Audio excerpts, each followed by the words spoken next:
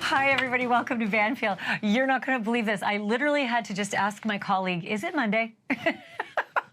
It's because it was a very busy day today. You are the beneficiaries of that. I have collected so much information, I thought it might be Wednesday. But let's start here. Happy holidays, clearly. A little change in the set design, so you're welcome. And I have news about that bizarre cruise ship story where the 18-year-old girl was found dead, her body stuffed under the bed, and then they believe this young girl's stepbrother might be the culprit. He hasn't been charged. It's been about a month, but guess what? The information doesn't come from the authorities when you're dealing with minors. This time it's coming from custody hearings. And yet again, we have a story from a custody hearing that apparently one of the other siblings tried to jump from a moving vehicle rather than live in one of these households. And I usually say this, I'll say it again, pour yourself a drink for this. Apparently, he said, my parents put me in a chokehold to keep me restrained. Do we all remember Anna Kepner's cause of death? It was a bar hold across the neck. I'll get into all the details. I'll tell you who's who, what's happening. That's all coming in a minute.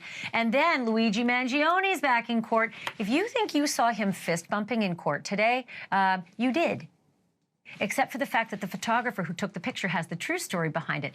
Thank you for coming to NewsNation, because we always tell you both sides, right? It looks like he's, you know, victorious and fist bumping in a courtroom. And the photographer said, no, that was literally shutter speed reaction to something else that was going on. I'll explain that in a moment. But also, some very cool stuff happened in court today. Remember, it's a pre-hearing, a pre-trial hearing. They're trying to get rid of evidence like the gun and his manifesto, all found in the backpack. His lawyers are saying, that search was illegal. You can't use it. And the state's saying, yeah, the cops were responding to a potential sighting of the New York killer. So they were worried. They were scared.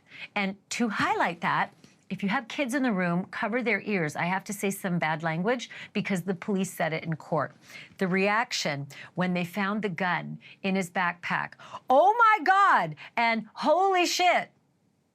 The officer's words, not mine. But that should tell you their mindset, right?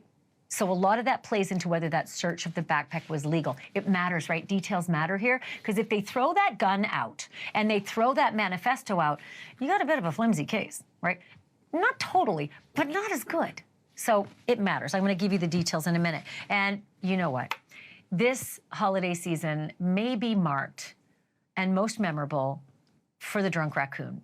If you are a regular, viewer of this show, you saw it probably first here, the raccoon that went ferreting around the liquor store shelves, banging bottles off and getting drunk while he was licking up the stuff on the floor, to the point where he got so hammered, he ended up making his way to the John like most people who drink too much do.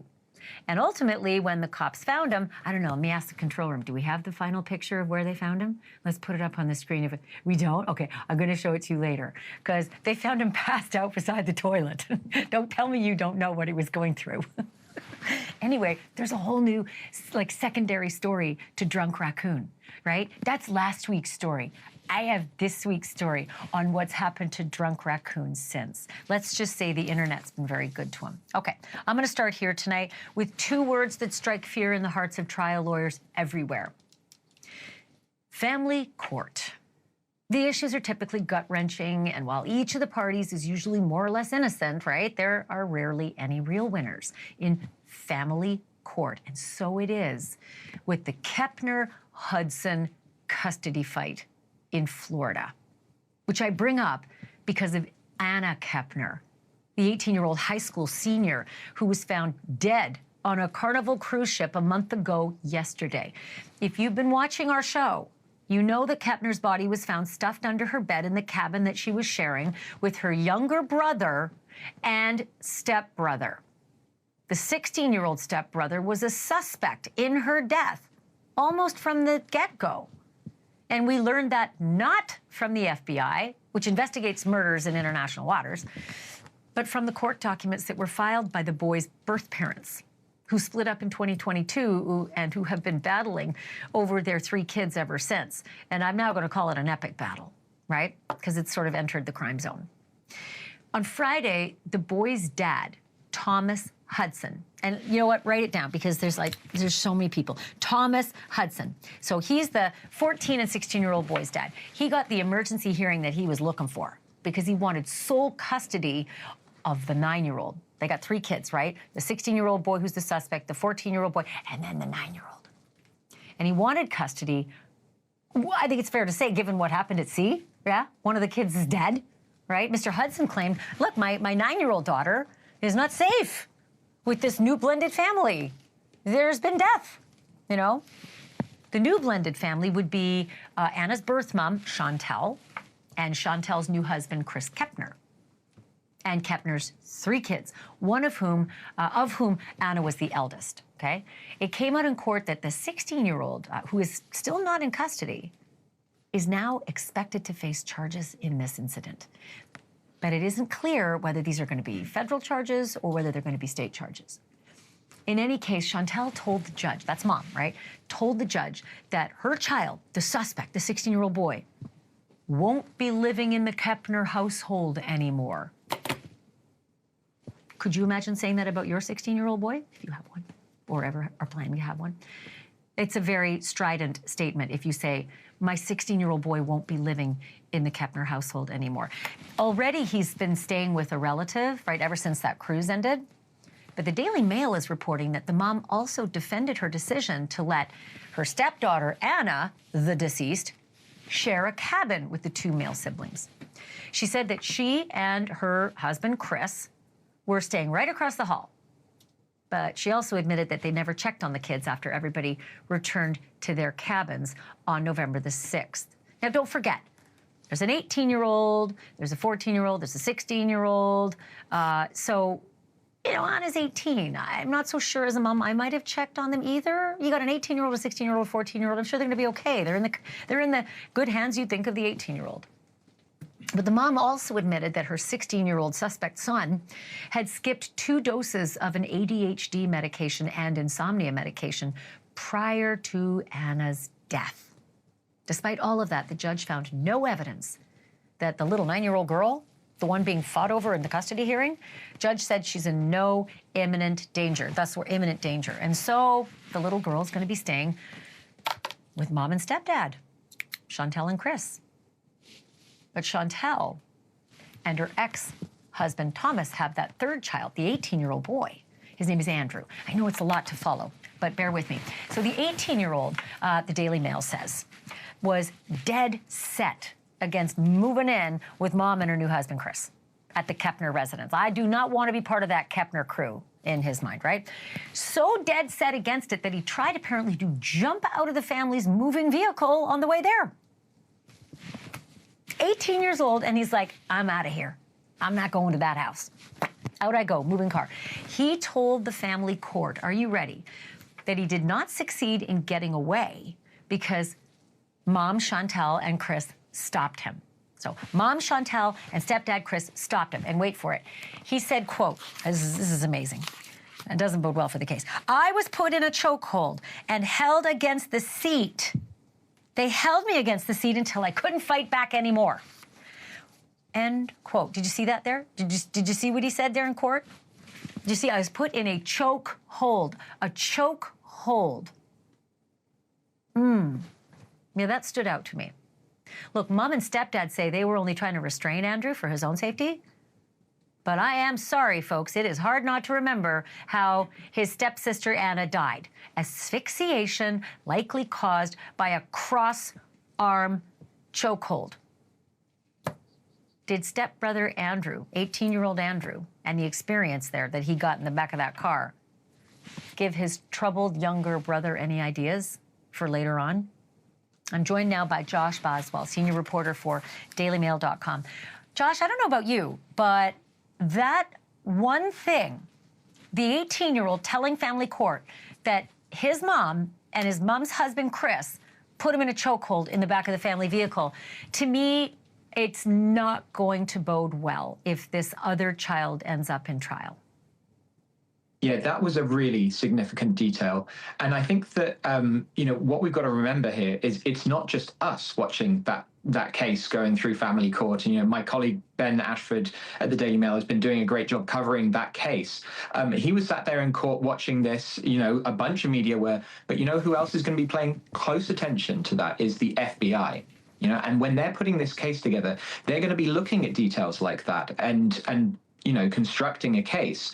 It may well be that these kind of instances come up in what the prosecutors are building, presenting to a jury if it gets there, if, in fact, a member of the family is charged and we do get a murder trial here. I think that is a significant detail. Yeah, I mean, look, sometimes trials can be just a lot of show and jazz hands and drama, but all those things matter because they get to the gut of the juror. And if the juror thinks that this family's normal restraint technique or discipline is a chokehold, and then they find out that the 16-year-old allegedly put his sister in a chokehold and she died, it's a little easier to get there, right? You're a little closer to reasonable, getting past reasonable doubt. Can I ask you about the custody hearing? Because that seems to be where everything's coming from, right? No one's talking about the issue of the minor child and the crime that they're investigating, which is normal. But the custody hearing is just rife with details. And it looks like, according to the mom, right, and a stepmom, they're getting close to charging the kid. What have you found out? Yeah, so there were some really interesting statements that were coming from Chantel's lawyer as well, the stepmom's lawyer, in that custody case. So what they were saying was that it sounds like we're getting close to the point of charges. It's just a discussion of whether it's going to be federal charges or state. And there is a law where the federal law enforcement can pass a case like this over to the state law enforcement bodies to prosecute. It is a difficult thing and a not standard thing to prosecute a juvenile in federal court. There are all kinds of restrictions, and it might be a difficult case to fight because of that. But there is an issue there. Although there is a kind of legal precedent for doing that, the fact is that this murder, and I think we can call it that now, this murder seems to have occurred in international waters while that boat was sailing towards Miami. And so there is a question of jurisdiction. If they try to pass it over to state bodies, will, Miami, for example, would they actually be able to prosecute if it wasn't in Miami, it was in international waters? So it may actually end up in federal court. But that is if they do decide to charge the 16-year-old stepbrother who, according to these court documents coming out of the custody case, is a suspect. The FBI are remaining very tight-lipped on this. So this is all information we're getting from that custody case, right? But another detail that makes us, think that maybe we're getting close here is there are these various tests that are nearly back. They're not back yet, but we have a psychiatric evaluation of the 16-year-old. And we have a toxicology report, which has been, out for a while now, several weeks. And so we should be getting that fairly soon, I would have thought. Once those things are in, that's kind of putting together the key pieces of evidence that you would need in hand as a investigator before you think about charging. Huge toxicology. I want to know what the situation was with Anna, because if she had any kind of drugs or alcohol that could have contributed to her death, and I'm going to play devil's advocate here. I think they could easily say this was not a murder. This was a homicide. Man kills man. It's called a homicide. It's a cause of death. But they might just say this is a kid who was roughhousing, did not realize that he'd gone too far, which takes you away from the premeditated murder charge. And certainly there's going to be some recklessness in there, and there could be easily a manslaughter or even a second degree. But I do see that it could come out as a murder or maybe not a murder, but it all depends on what you just said, those test results. Real quick, last thing I wanted to ask you. That 9-year-old girl, the third child that belongs in this, this custody fight, biological dad of the 9-year-old girl is telling the court, I do not want my 9-year-old in that house. Kids die. Kids die with that family. And the judge said, it's not a problem. The child can stay where kids die. Why? How did that happen? Yeah, it is a real stunning example, I think, of how difficult it is to actually meet that legal threshold to remove a child. It's that imminent danger that the judge was looking for. And what was crucial there was the fact that the stepmother was able to, Anna's stepmother was able to say, no, the 16-year-old, he's not going to be in the house, and he's the potential threat, the alleged threat. And so the judge was able to conclude, well, it seems like no one else is a problem in the household. Now, that does seem to be a bit of an assumption potentially, but we don't know all the facts. And the judge here is just looking at what you can prove. And that's a very high bar in family court to take a child away, especially a young child like that, 9 years old. But it does put the mum in a very difficult position, right? She's having to kick out the 16-year-old in order to keep the 9-year-old. I mean, it's a real Sophie's choice for her, and not a great situation. I mean, I because there's so little information with the family court and also with juvenile justice, it's entirely possible he's being held somewhere, and it's just not public information at this point. But listen, you got to come back because you're really leading on this reporting and doing a great job. Thank you for this, Josh. I appreciate it. Thank you very much. Josh Boswell from the Daily Mail doing an amazing job, and he will be invited back many times. Folks, after the break, he used a K-bar knife to kill 4 innocent kids, one at a time, in mere minutes. And now he is right where he belongs, in the restrictive housing wing of a maximum security prison. But Bryan Kohberger seems to hate prison so much that he's said now to be making threats. Only now it appears his threats are against himself. He wants to hurt himself. In a moment, what the cold-blooded killer is blubbering about now. And check out my podcast, Drop Dead Serious. Big, deep dives after dark and kind of salty into the day's top crime, but also ones you've never heard of before. Check it out. QR code is on your screen, or just do the Google, Drop Dead Serious. You'll find me. I'm easy to find. I sort of am all over the place there. All right, back in a moment.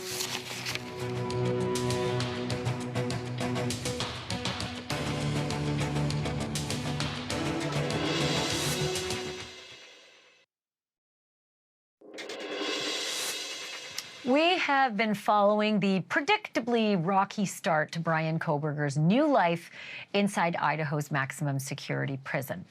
The litany of grievances, formal and otherwise, the problems with the food, the problems with the other inmates, and the response has generally been, I'm paraphrasing it here, suck it up, fella, that's prison. And now apparently the quadruple knife murderer is done relying on formal complaints. In lieu of another handwritten grievance, inmate number 163214, as the state of Idaho calls him, is said to be threatening to harm himself unless the guards move him away from those mean prisoners who apparently have been tormenting him. I'm joined once again by Chris McDonough, retired homicide detective and director of the Cold Case Foundation. Okay, Chris McDonough, we knew... I guess it's schadenfreude. I don't care a lick about Bryan Kohberger's feelings. I hope he suffers the entire rest of his sentence. I hope prison is worse for him than most prisoners. That's just me, but I think the viewers agree, many of them. But what's the latest? Like, what is he actually complaining about, and what's he saying he's going to do? So, actually, I mean, the last time we talked about him, right, he was complaining about, obviously, his bananas and his food servicing. And obviously, this guy has not done the math yet, that it's also the inmates in the kitchen that are feeding him simultaneously. So his most recent, claim has been that if he does not get moved out of the J block, then he's going to, quote, harm himself. He's not only said it verbally, but he's put it in writing, which has put a lot of extra pressure on the staff. I feel like if you complain about the food and the inmates in the kitchen hear about it, you're going to get your eggs with a side of loogie. Exactly.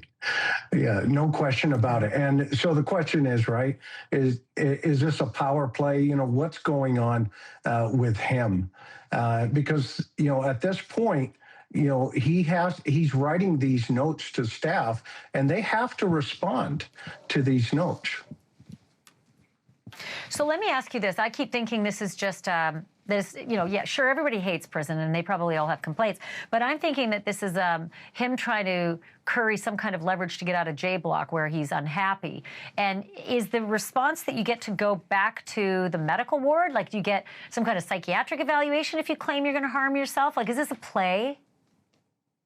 You know, that is a great question, because whenever an inmate, says something to this effect, I'm going to harm myself, that is so, vague. They have to take that extremely serious. So you can bet that the staff, the medical staff, has been involved in this conversation about, what are you talking about, Brian? And then that question, just what you said, or what you just asked, was, is this a power play? And it certainly could be a power play. So will he get moved to a psych ward, or like, because it sounds to me like if it's that easy, everybody would do it. If you just have to say, excuse me, I'm going to harm myself, I prefer bed C over in the other block without these crazy animals. Yeah, I think with Brian Kohlberger, I think we can all agree that he's constantly testing the waters, right? I mean, he only had to answer, one three-letter word to quadruple homicide, and that word was yes. Did you do it? Yes. And now he's in a prison situation where he's constantly, I believe, looking for power, control, and dominance. And unfortunately, he doesn't realize that the people around him have already been playing this game for quite some time, and they're probably enjoying taunting him and, pushing him to the edge. So one last quick question, I only have 10 seconds left. Yep. Are the staff responding, or do they just ignore it all? No, they have to respond. And in fact, they are short-staffed, believe it or not. They're running at about a 60% staffing. So they're a little frustrated themselves. I can imagine. Chris McDonough, keep that ear to the penitentiary wall. It's good to hear your reporting.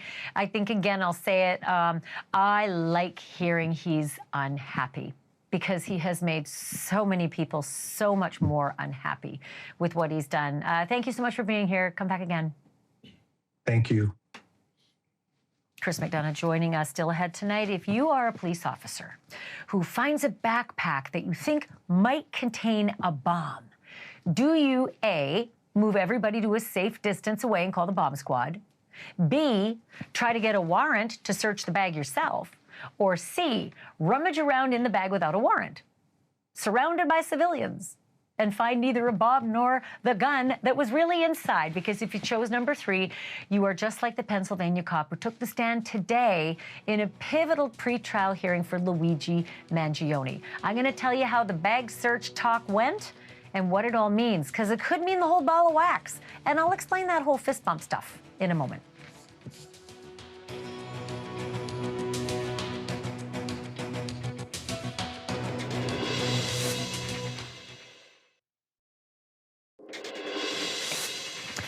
Luigi Mangione was back in a New York courtroom today, looking fully recovered from whatever it was that prompted a sick day on Friday. This was day 4 of an evidence hearing, all about the warrantless search of the alleged killer's backpack. You'll remember that police found Mangione in a McDonald's restaurant in Altoona, Pennsylvania, 1 year ago from tomorrow. Team Luigi wants the contents of his backpack, not to mention Luigi's statements, thrown out of his trial. New York prosecutors, though, they obviously think that the gun they found in that backpack, along with the manifesto, are pretty darn key to the murder case and legally obtained upon his arrest. And today we heard some details and saw some evidence that we'd never heard or seen before, starting with Luigi's undies. You heard me, Luigi's underpants. Altoona police officer Christy Wasser testified that she found a fully loaded magazine for a 9mm handgun that was wrapped up in a pair of, quote, wet gray underwear. I cannot tell you more than that, folks. Trust me, I wanted to know more too. That's where she left it. She did not, however, find the gun in his backpack, not right away anyway. That officer Wasser said that the discovery of the gun, that happened later when they took Luigi and his backpack down to the station. I'm a little, bewildered by that, too. They searched it in the McDonald's. You did not find a gun? You didn't find it till you got back to the cop shop? Well, So they get into the intake area of the police station, right? And they did a deeper search of the backpack. And voila, they not only found the gun, they found bullets too. So why did they even look in his backpack at the McDonald's, right? Why'd they even look there at all if they didn't really, really look? Altoona police said that they were afraid his backpack contained a bomb, which seems a not unreasonable concern given, you know, who they think they've got in their grip, right? The New York executioner guy. Except that Officer Wasser admitted today that they didn't bother to evacuate the restaurant or even move the bag to a place where it could do minimal harm if, in fact, there was a bomb inside it. Lucky for everybody there wasn't. But check out what was inside the backpack. What else was inside the backpack? This little piece of wisdom, it's Luigi's alleged to-do list for life on the run. One scrap of notebook paper has a handwritten and drawn map of Pittsburgh and a series of tasks listed by date. The list for December 8th, 4 days after the shooting, reads Best Buy, USB 256, digital cam, light source, micro SD, hot meal and water. Actually, it's water bottles, sorry. Hot meal and water bottles and trash bags. The list for December 9th, the day Luigi's life on the run ended. That's a little harder to make out, but it says in part, Intel check-in and survival kit. Another list found during the second backpack search back at the station house allegedly outlines Luigi's travel plans. It says, check Pittsburgh red-eye, ideally to Columbus or meaning Cincinnati. Get off each. Keep momentum. FBI, slower overnight. Break cam continuity. Check reports for current situation. I think that means tune into the news. Find out if they're still looking for that guy, you know?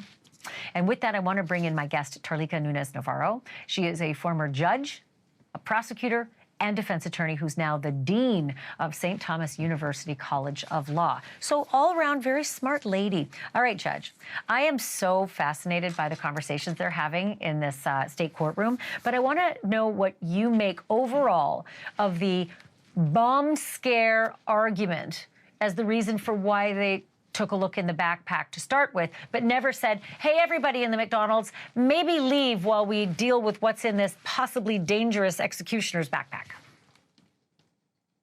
Well, good evening, Ashleigh. It's good to see you. This isn't a bomb scare argument. This is a reasonable 19-year veteran who's been on the force, who has just been called to the scene where Luigi Mangione could be. We have probable cause for his identification. We have him in his hoodie. We have reported sightings of him. We have the 911 tape. So we have to take the totality of the circumstances into play from a reasonable officer's perspective, and then take a look at the surroundings. Can she in fact get the McDonald's empty at that time? Not necessarily without causing total chaos. So her looking through the bag is not unreasonable at all. I also just want to ask you about the standard operating procedure of police officers, because I generally see that when they have somebody they deem possibly dangerous, whether it's a traffic stop, they look through their stuff, they look through their pockets, and they look through their bag. And I heard them on body cam sort of arguing about whether they needed a warrant in that McDonald's, and one of the officers used the term, this is a search incident to arrest. It seems awkward to me to say that, but I think it means something to them. Search incident to arrest. And the officer on the stand said, we search everybody we arrest. Can you help me sort through that and how we're even in court right now over this? Yeah, so under the Fourth Amendment, our protection is to be protected from unreasonable search and seizure. So essentially, we have to have a warrant to search a bag, but there are exceptions, and one of those is an arrest. So if you are under arrest, or if a police is called to a scene or a traffic stop or a McDonald's, we can search, or law enforcement can search your bag, search incident to that arrest. That's one exception, and that's the one exception that officer used on the body cam video, and it makes complete sense. Now, the problem is when I put on my defense hat, and when you put on your defense hat and you're thinking it through as a defense attorney, you're thinking, well, was he arrested? And does the bomb story make sense with all of those people in the McDonald's? So I think the defense did a good job in poking holes in that argument. But then you've got the notion that they don't find the gun and the bullets until they get back to the cop shop and they do a deeper dive into the backpack, a pocket they hadn't opened. And voila, the gun and the bullets cause one of the officers to say, oh, my God, and the other officer to say, oh, shit. I can't understand why that would be an issue, because you always search the belongings and do an inventory list when someone comes into a jail for a booking. How is discovery of the gun and the bullets not just standard inventory as opposed to you didn't have a warrant? Well, you hit it on the head, Ashley. It is an inventory search. But what they're saying is it's the fruit of a poisonous tree, which essentially means is you got to the station and you got the backpack from an illegal means, so we need to throw out everything that happens thereafter. But you are correct. It is an inventory search and it's standard protocol. Kind of felt like they might be able to use one of one and some of the other, but we'll see what this judge says. Okay, I only have a couple seconds left, but the to-do lists, if everything gets thrown out and the to-do lists don't, that's pretty strong stuff, don't you think? Absolutely. The to-do list is very important. It shows mens rea. It shows his contemplation in advance. It shows his state of mind. So the to-do list is important. If that gets thrown out, it's going to be critical for the prosecution's case. Judge Navarro, I am always so glad to have you here because I feel like I learn several new things every time you guest on this program. So please come back. Thank you, Ashley. Have a great night. Well, happy holidays to you as well. All right, folks, we have to take another break, but then it is time for the True Crime Rewind. And honest to God, this one is a top 10 in true crime. 45 years ago today, a deranged man with a .38 caliber gun silenced one of the world's greatest musicians of all time. The killer was Mark David Chapman, his victim, John Lennon. We are heading back to that day in 1980 and the real-time reporting frenzy when the news broke that one of the Beatles had been shot near what's now called Strawberry Field. That's next.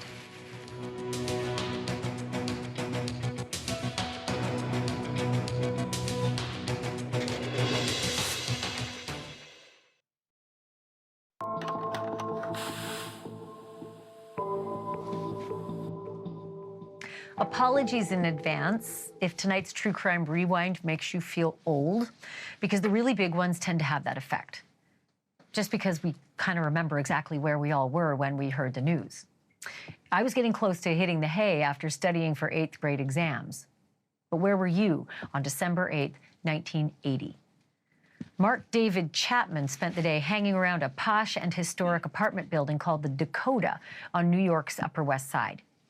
At just about this time of night, 10:50 p.m. Eastern Time, former Dakota resident and member of the Beatles, John Lennon, pulled up in a limousine. And as he got out, Chapman fired 4 hollow point rounds from a .38 revolver into John's back.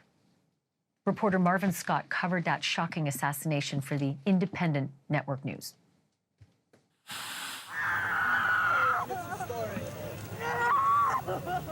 To the loyal fans, the truth was hard to bear.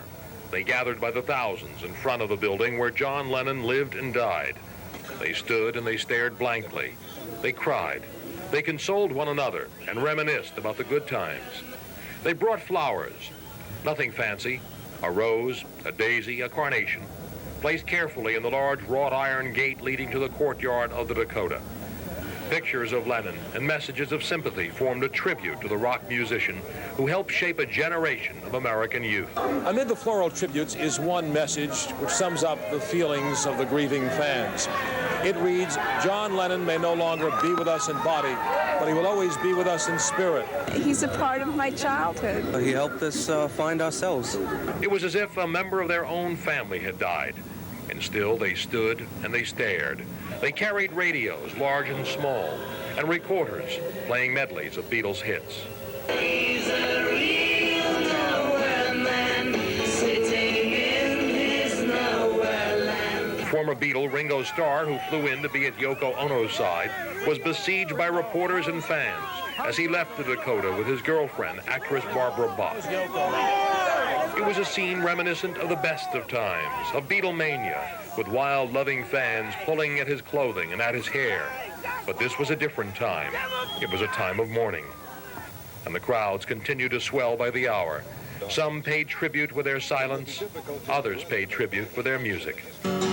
Oh, John, we all miss you so. John, oh, John, we hate to see you go. I always said someday I'm going to come to Dakota and stand outside and maybe I'll see a glimpse of him. And now I came and it's too late. A few days later, almost 100,000 people would come together in New York's Central Park to mourn the loss of John Lennon. Here again is Marvin Scott.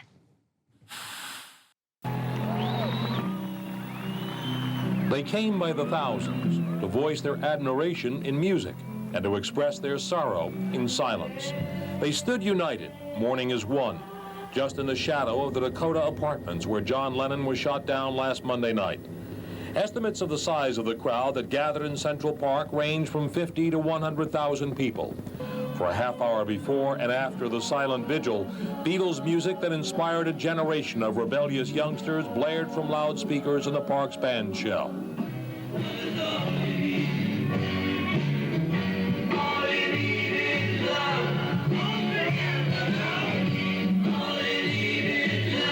I don't know why someone could kill such a beautiful person. We live for peace, not for violence, not to die by violence.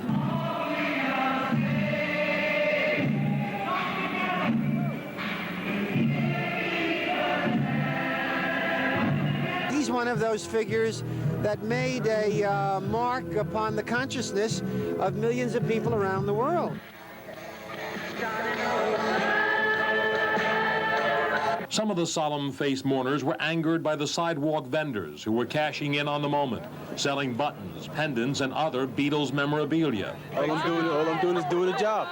Precisely at 2 o'clock, there was an awesome silence. People stood and shivered in the 38-degree temperature. They prayed. They cried. They put their arms around one another and experienced the emotion of the moment. The silence broken only by the sound of helicopters hovering above.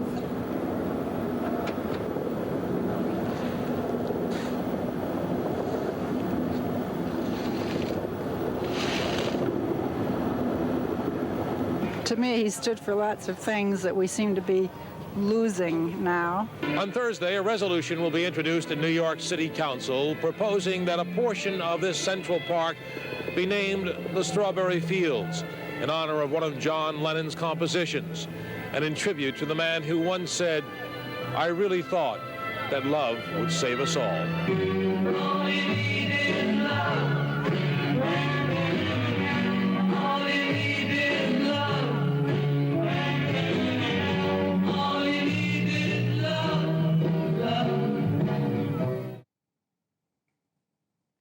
And of course, they did rename that part of the park, Strawberry Fields. Mark David Chapman was sentenced to 20 years to life in prison, and he's now been there for almost a half century. He's been up for parole 14 times now, and he's been denied 14 times now. His next chance is in February of 2027. Still ahead tonight, a toast to the internet's favorite liquor store vandal. And of course, I mean this guy, Drunk Raccoon, right? Whose exploits we can not only laugh at, we can drink to them, because haven't we all kind of been where he is right now? I'm going to pour up some details next.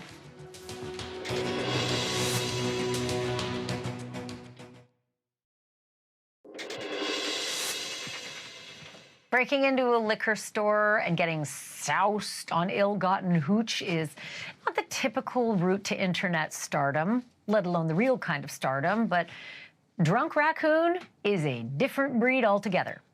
Since we brought you his story last week, he, or she, I don't know, has gotten bigger than 6'7", and the Alcoholic Beverage Control Authority in Virginia is cashing in on all of the fame.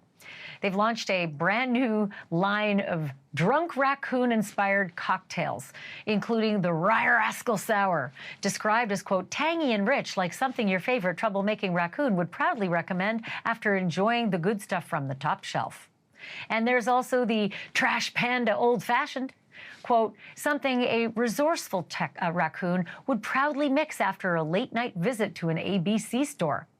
And finally, there is the Midnight Masked Gin Fizz, described as, quote, mischievous cocktail that's equal parts citrus sparkle and berry mischief, all adorned with, who else? Drunk raccoon himself.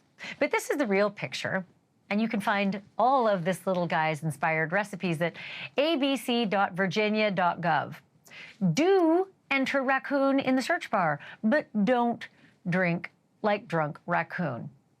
Just take it from me. Not saying I've been exactly there, but I kind of get it, what's going on there.